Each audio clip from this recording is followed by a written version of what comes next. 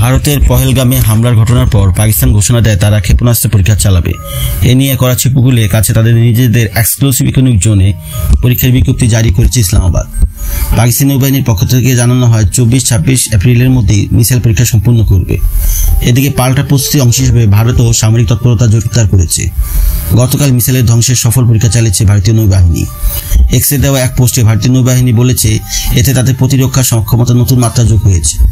এই সামরিক পাল্টাপাল্টির মধ্যে ভাষার লড়াই থেমে নেই। ভারতীয় সিদ্ধান্তকে শিশুসুলভ আখ্যা দিয়ে পাকিস্তানের উপ প্রধানমন্ত্রী ও পররাষ্ট্রমন্ত্রী ইসহাক দার বলেছেন, আমরা ভারতকে যোগ্য জবাব দেব, এই জবাব কম হবে না। সাম্প্রতিক উত্তেজনায় দুই দেশের কূটনৈতিক সম্পর্ক ইতিমধ্যে হিমশীতল হয়ে পড়েছে।